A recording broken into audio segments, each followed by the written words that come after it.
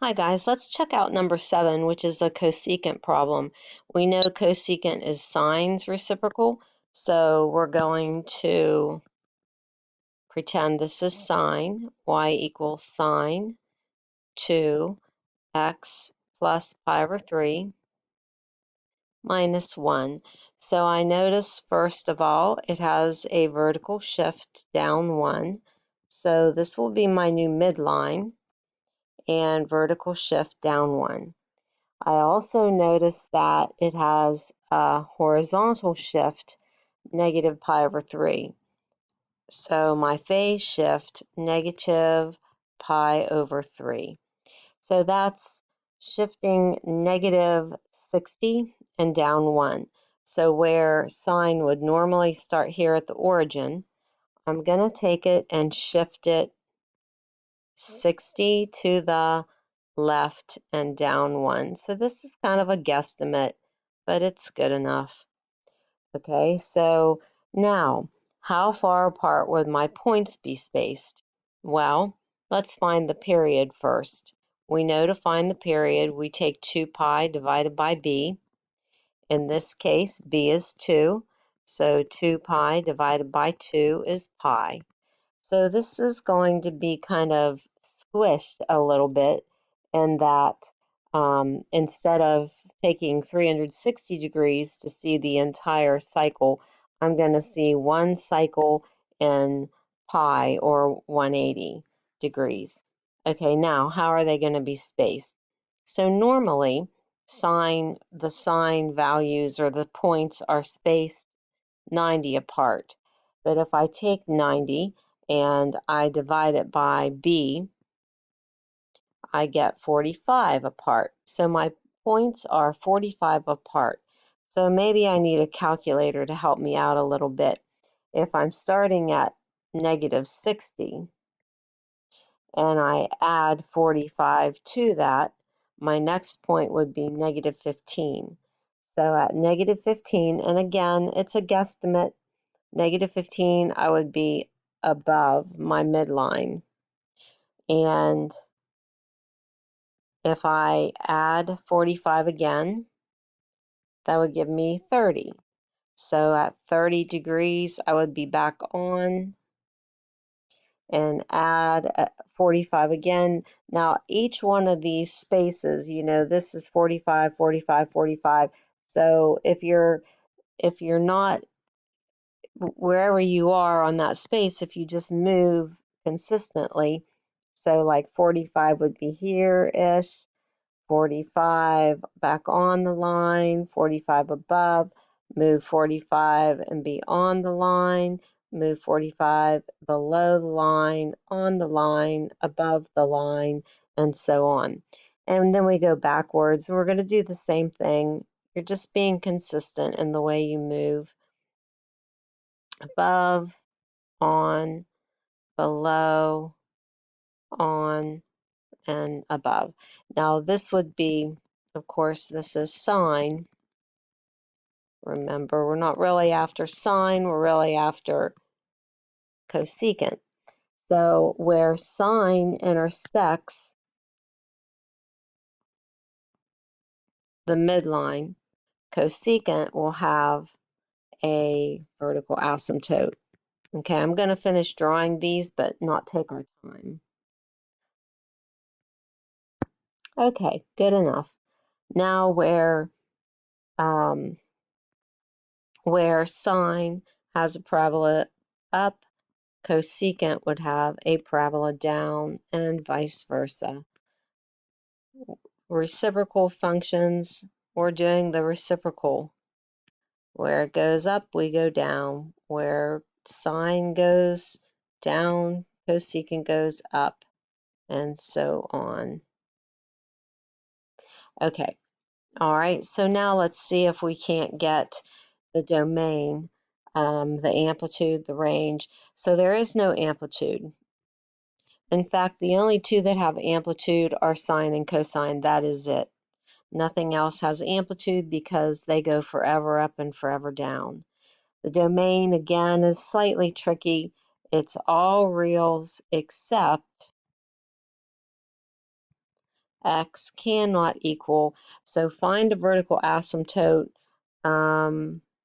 Let's see, this one right here, this one right here.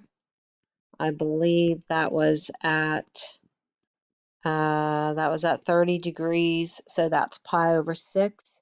30 is pi over 6. So x cannot equal pi over 6 plus, and the period is pi, so plus pi k. Let's make sure they are pi apart. Oh, whoops, they're pi over 2 apart. Pi over 2k. Yes. Okay, they're pi over 2 apart. So if you take any two asymptotes and you subtract their values, they will be 90 degrees apart. The range is parenthesis, negative infinity to negative 2, bracket, union, bracket,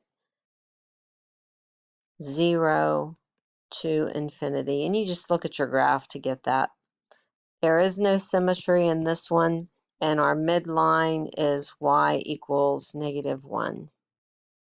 Okay, let's check out number 8. I kind of got it started a little bit. Since it's a secant, I rewrote it as cosine, and I factored out the 3. Dividing by 3 is the same as multiplying by 1/3. So right here, pi over 2 times 1/3 is pi over 6. And the period is 2 pi divided by b, or 2 pi divided by 3. So the period is 120 degrees. That's going to be relatively tight and close.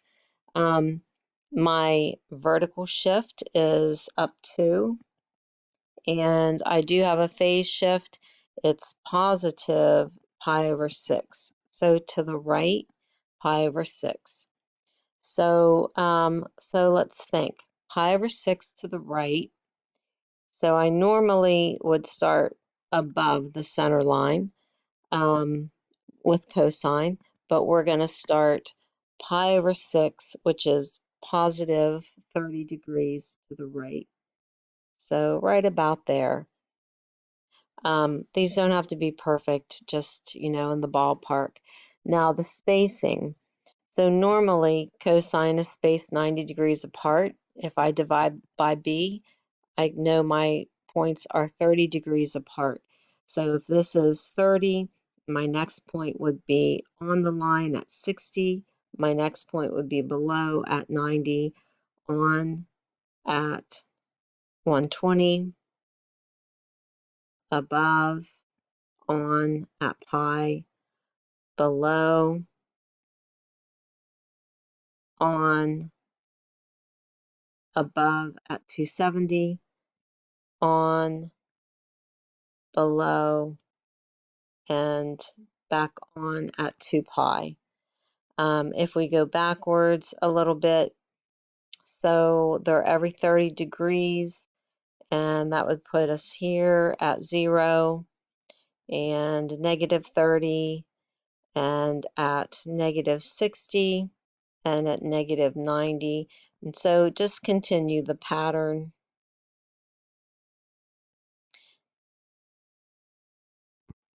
All right, I went ahead and finished the pattern, and now I'm going to draw in my vertical asymptotes where my graph intersects my midline.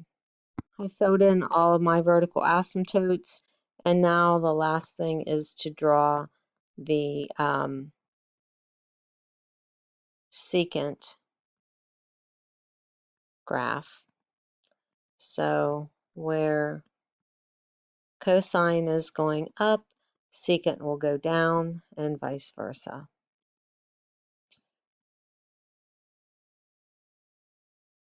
And this is a bit messy, sorry, I'm trying to hurry so we don't eat up all of our time. There is no amplitude. The only two that have amplitude are sine and cosine. The domain is a little tricky. It's all reals except